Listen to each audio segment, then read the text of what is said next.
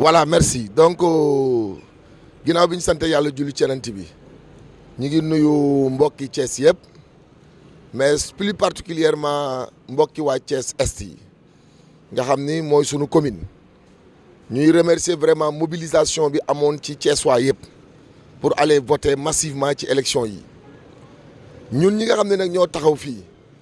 ñun ñooy coalition Benno Bokk Yaakaar comité électoral Thiès Est ñu wax ni rek élection yi yàlla dogal na def nañ ko démb mu pare démb lépp pare ci jàmm mais ñuy wax ni bi mu paree ci jàmm on a obtenu les résultats des 20 centres de vote résultats 20 centres de vote yi ñu am ça montre clairement que le Benno Bokk Yaakaar sort vainqueur au niveau de la commune Thiès Est loolu nag manoon nañu démb comme ni ko ñenn ñi defee nga jóg di wër di wax te li ngay wax doo ko teg fenn amoo ci lu leer mais on attendait d'avoir les procès-verbaux des différents centres de vote pour pouvoir faire une compilation et donner une information claire. On a gagné à l'école Cité Lamy, qui est le plus grand centre de vote. On a gagné à l'école Alelo de Diamaguène, qui est un centre de vote énorme. On a gagné à Darou Salam, on a gagné à Silma et on a gagné dans d'autres centres de vote de la commune. On était en ballottage à l'école Demba Diakhaté, qui est un grand centre de vote. On vient deuxième à l'école Ersan. Je me demande comment le Benno Bokk Yaakaar peut perdre des élections alors que le Benno a gagné l'ensemble des centres de vote. Nous appelons les populations thiessoises à la tenue et à la retenue. Parce que li wér te wóor mooy le tribunal est en train de faire son travail. Le tribunal moom moo nekk autorité compétente, la cour d'appel pour donner les résultats. Donc ñun amuñu benn werante ne ñun gagné nañu élection yi et Sayer Mangane est proclamé maire de la commune Thiès Est. Maintenant li des mooy remercier les militants, encourager leen. La fête se fera, mais la fête se fera quand le mandataire de la coalition Abdou Mbow reviendra du tribunal pour proclamer officiellement les résultats. Mais en attendant, nous rassurons tous nos militants. Di leen xamal ni nous avons la certitude de remporter ces élections dans la commune Thiès-Est et ça ne fait l'objet d'aucun doute. Des experts, des gens extrêmement sérieux ont travaillé sur les résultats. Am nañ ko centre bu ci ne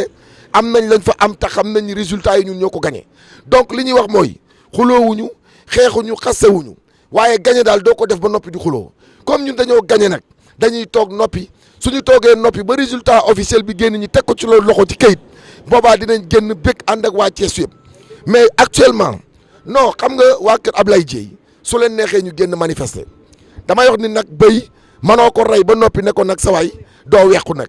xam nga tey yow ay élection jeex résultat yi centre de vote yi ñoom ba ñuy manifester mais centre de vote yi ñu ngi dépouillé parce que ku ne xam na ni centre yi dépouillé nañ ba minuit ñii ba 11h ci guddi yow sooy manifester 10h kon xam nga ni ba ngay manifester tegoo ko ci ay procès-verbaux te ay procès-verbaux mooy résultat yu leer nan nga mën a jógee élection jeex et je précise que le préfet avait pris un arrêté pour prolonger le vote. Le vote a été prolongé jusqu'à 20h. Diggante 20h ba 22h, 23h, les commissions étaient en train de travailler dans les centres de vote pour donner les résultats. Nga taxaw ci mairie bi naan may gagné war ngaa xam ni nag dox dëgg yàlla da ngay nax sa bopp rek wala da nga xam da nga naan naa daw jiitu balaa gars yi wax ni ñoom ñoo gagné loolu moom on comprend et c'est de bonne guerre. beneen bi ci des encore mooy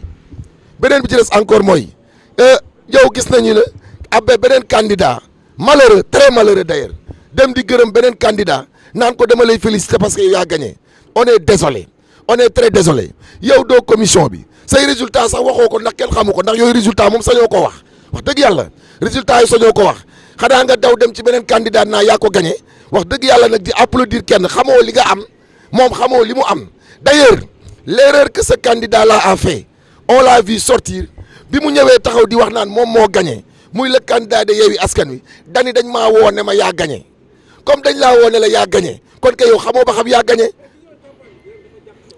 jaxasoo la campagne est dépassée. Le Benno a fait une campagne électorale extrêmement sérieuse. Nous avons gagné ces élections, point. Li ñuy sant nag la maturité de la population thiessoise mooy que amul xase amul xuloo amul xeex dooruñu fi kenn jaasi rayante xamu fi loolu nag c'est le peuple thiessois qui en sort grand c'est le peuple thiessois qui a grandi. Mais également, ce sont les entités politiques qui ont montré une maturité politique incommensurable. Léegi nag loolu bu amee dañuy wax sunu militants yi ne leen na seen xel dal beneen information bu ngeen dégg fake news si la ça n'a aucun sens. D'ici ce soir, demain après-demain, vous en aurez une nette conscience ñoo ngi leen di sant di leen gërëm jërë ngeen jëf. Merci à tout le monde.